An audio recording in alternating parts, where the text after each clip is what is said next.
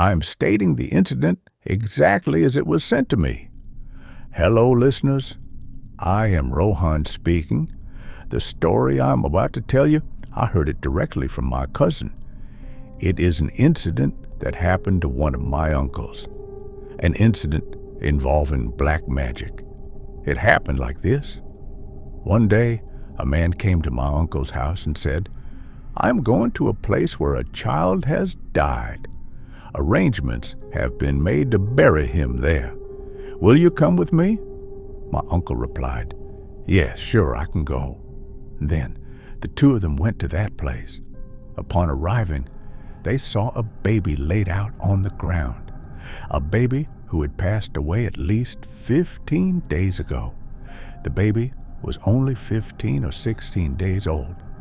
He had actually died at least a week prior, but the family members hadn't the slightest clue that the baby was dead, because occasionally that baby would move. He would lift his hand, or cough, or even make sounds as if speaking. Because of this, the family thought he was just sick. They didn't even call a doctor because it was winter. They thought, perhaps due to the severe cold, the baby wasn't moving much. Later, someone saw the baby and said, "This child is dead. Why aren't you burying him yet? This isn't right." Then they went to a Hujur, a religious man who dealt with these specific matters. The Hujur looked at the child and immediately declared, "The baby is dead. Bury him as soon as possible." But the family insisted, "No, he hasn't died." The Hujur said firmly, "Look, I don't want to say too much about this. Just bury this child quickly." But after the family pressured him relentlessly, he finally said, "Look, I can show you proof. I didn't want to say it, but since you are insisting so much, I will reveal it." He asked them, "Bring me a stick, 1 foot long or slightly bigger." After the stick was brought, he laid the baby on the ground, drew a circle around him, and then gently struck the baby's body with the stick. Right after the hit, the baby sat up. After sitting up, the man asked, "Why are you still possessing this child? Why have you entered this baby?" Then, in a broken, thin voice, exactly like a child, it replied, "I couldn't find a place anywhere else. I liked him when I saw him. That is why I entered his body." The Hujur said, "This was not right of you. He is a small infant. Why did you enter such a tiny child?"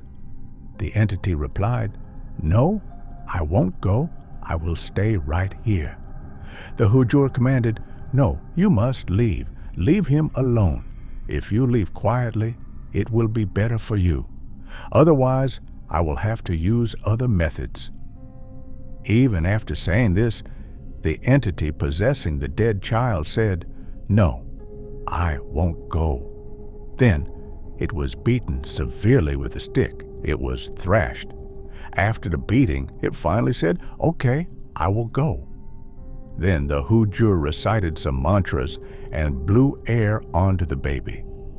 The baby tried to stand up, but kept falling down, standing up and falling down again. Finally, the Hujur placed that stick into the baby's hand. After holding the stick, the baby stood up, leaning on it. You can understand, a 15 or 16-day-old baby standing up, it was a very wobbly, unstable condition. Then, after the Hujur recited some surahs and blew on him again, the entity said, "My body is burning. I will leave." "Okay, I am leaving now." The Hujur asked, "I will take something for your departure. What will you take?" The entity said, "You must give me a goat or a chicken." The Hujur replied, "Look, their financial condition isn't that good. They cannot afford a goat. You take a chicken from them." The entity agreed. "Okay, bring me a chicken." After chicken was brought, the entity pointed out a destination. It said, keep the chicken that far away and give me space. I will leave this child's body." The Hujur said, "Okay, fine." The Hujur then performed his regular rituals to clear a path for it to leave. The moment he said, "Go," that baby, that tiny infant, ran about 20 to 25 feet with that stick in his hand, and suddenly he did a somersault and fell flat on the ground. At that exact moment, the chicken and that thing vanished into thin air. After that, whatever was meant to happen, happened. Everyone was crying terribly, and they took the baby away for burial.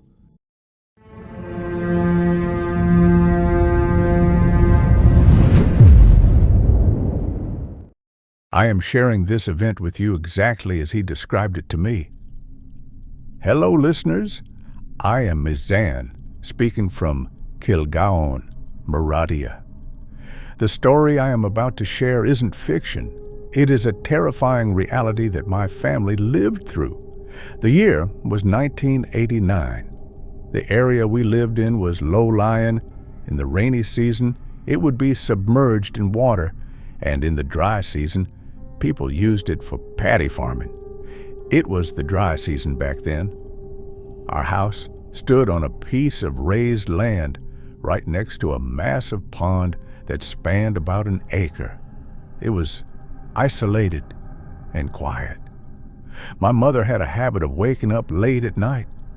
One night, she walked out and saw something strange floating in the far corner of the pond.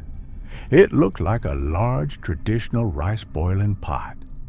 There was something inside it, but she couldn't make out what it was, so she ignored it and went back to sleep.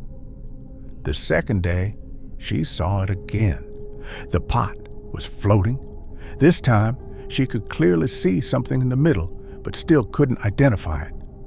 Then came the third night. It was a full moon. The moonlight was bright, making everything visible. My mother looked at the pot and froze.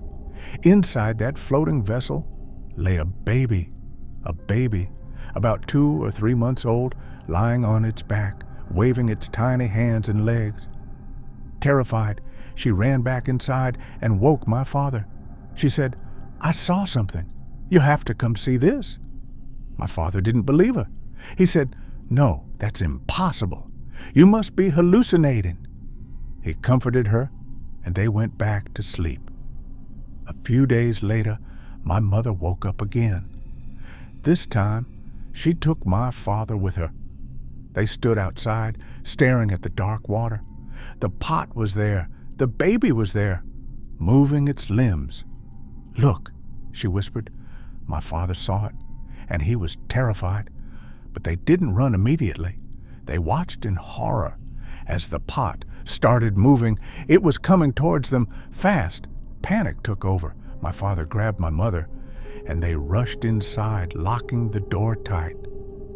Our house was a simple structure with bamboo walls on raised ground. Suddenly, we heard it, a sound from below. Someone was climbing up toward the house, and then thud, thud, thud. Someone was slapping the bamboo walls from the outside, heavy, violent slaps. My mother screamed in terror. The banging continued for a while, and then silence. My mother didn't say a word for the rest of the night. The very next day, my elder sister came to visit us. She brought her son, a beautiful baby boy, exactly 2.5 months old. We spent the day happily eating cakes and enjoying family time. My sister decided to stay the night. It was exactly 2:30 a.m. My nephew was sleeping. Suddenly, he started thrashing his arms and legs violently. His hand hit my mother, waking her up. She turned on the light and saw the baby gasping, struggling to breathe. She screamed, trying to massage his chest, trying to save him. At that exact moment, my father heard it. Inside, there was crying. But outside, the banging returned. Thud, thud, on the bamboo walls, just like before. My father stayed silent. As soon as the banging outside stopped, inside the room, my nephew took his last breath. He passed away instantly. Amidst the grief, my uncle arrived from Khulna shortly after. He was a man with spiritual gifts. As he entered, he looked broken. He said, "I am too late. I sensed the danger from Khulna. I tried to rush here, but my car broke down on the way. If I had arrived on time, maybe this wouldn't have happened." He told my father, "You don't need to change the house, but change this room immediately. There is a problem here." He hung a protective talisman over the door, low enough so that anyone entering would touch it with their head. We stayed there for another 10 days before shifting rooms. My mother saw more things later, but thankfully, we were never harmed again. That was our story. If you want to hear more real-life horror stories like this, please subscribe to our channel and stay with us.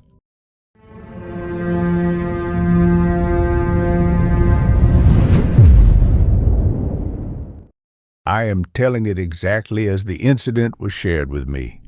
Hello, listeners. I am Rohan. The story I am going to tell is one I heard from an uncle of mine. It is an incident from about 30 to 35 years ago. The incident was like this. There were two families in a village. For some reason, a dispute broke out between them. After the argument, it eventually turned into a physical fight. So, when it turned violent, they started using spears or those kinds of weapons attached to bamboo poles. The two families started throwing these at each other. There was a courtyard in the middle. Other houses were around, everyone was watching, but no one was interfering, fearing an accident might happen to them. Suddenly, a 15 or 16-year-old boy, he abruptly ran into the middle of that quarrel. When he ran, a spear, well, it pierced right through his chest and came out his back. So, as you can expect, spot dead. Then, because of this situation, they stopped fighting and came to the boy to see if he had died or if he could be saved. At one point, they realized there was no possibility of saving him because he was already dead. After that, a police case was filed and the police arrived. After observing the spot, they declared him dead on the spot and said that this is a corpse, so it had to be taken for a post-mortem. Now, 30 to 35 years ago, you can understand that the communication system was quite bad. And our Barisal area is a land of rivers and canals, so back then, there was no way other than a boat to transport that corpse. The time was the beginning of the monsoon season. There was water everywhere. The corpse had to be taken through a small canal. Who would take it? Who would take it? In this confusion, no one was agreeing. Finally, two men were found who agreed to transport the body. According to the rules, they set off with the corpse for the post-mortem in the morning, and by the time they got there, it was almost evening, so they couldn't return the body that day. The next day, after the post-mortem, around 4 p.m., they started their journey back home with the corpse. Coming back through the canal, they had started around 4 or 5 p.m. By the time they were rowing back, it was almost 1 or 2 a.m. at night. They reached a place that everyone knew and recognized as a very haunted place. Many strange things are often seen there. Strange things like seeing someone sitting on top of a tree, or someone dropping things from a palm tree, or the sound of crying mixed with screams, and then someone laughing. These kinds of things. So, the boatman who was at the back, the older man, and there was a younger one paddling at the front. The boat had a choy bamboo cover, and the corpse was inside, closed off on two sides with sacks or cloth. The man at the back noticed that around 1 or 2 a.m., ahead at a palm tree, or rather between two palm trees, someone was standing with their legs spread across them, and in a very hideous way, meaning the crying, the screaming, the agony, they were crying like that. The young boy at the front was also rowing, but he didn't notice this thing as much. But the man at the back clearly saw that someone was crying. Sometimes the figure was turning. Sometimes it looked like a man. Sometimes a child. And then again, it became very large, taking the form of a woman. At one point, that crying sound became so intense that after a while, both of them started to feel it, and suddenly the weight of the boat increased drastically. The water level was almost touching the rim of the boat, as if it would sink any moment. It would sink. The boat wasn't moving. It just wasn't moving. So the boy from the front said, "Uncle, why isn't the boat moving?" Then the man from the back, trying to give him courage, said, "It's nothing. Maybe the water in the river is low. That's why it's getting stuck on a sandbank and not moving." The boy said, "In the early monsoon, the water shouldn't be low." The man said, "You just row your way. I will also row. Let's paddle hard with our hands so we can overcome this place quickly. We need to cross and get away. The sooner we go, the better for us." At one point, that man could hear a sound coming from inside the bamboo cover. Cut, cut, cut, cut. It was the sound, like the sound of bones and flesh being chewed, exactly like that kind of sound, and in between, the sound of crying and the sound of laughing. Now the boy from the front said, "Uncle, what is that sound?" Then the man said, "It's no sound at all. Maybe some dogs are passing by on the bank. That's why there is such sound. You just row the boat." At one point, he couldn't take it anymore. The boat wasn't moving forward, and their condition from fear had worsened. Then the man said, "You do one thing. Come to the back. If we both row from the back together, there will be more force, and we will go faster." The boy said, "How will I come? The corpse is inside. I can't come over the top because the soft bamboo cover might break." So the man said, "I will take the boat slightly closer to the riverbank. You just jump onto the shore from the front and come back here to me. It's just a matter of 5 or 6 seconds." Like that, he took the boat to the side, and the boy jumped onto the shore and came to sit at the back of the boat. After sitting there, when 2 or 3 minutes passed, both of them realized, well, the man at the back had understood earlier, but now the boy who came from the front completely understood what was happening. At that moment, what could he do? Whether to jump or faint? It was that kind of situation. The man just whispered in his ear, "Keep your courage, row the boat just a little further ahead, and we will take someone's help." In the meantime, the incident was that the corpse was being eaten. That sound was happening, the crying sound was happening, and the light inside the boat, the hurricane lamp, it went out. After it went out, they couldn't see anything. In this condition, they reached a certain place, rowing until almost 3 or 4 a.m. before Fajr. They reached the front of a house that was linked to the canal and a pond. One could enter the pond from the canal.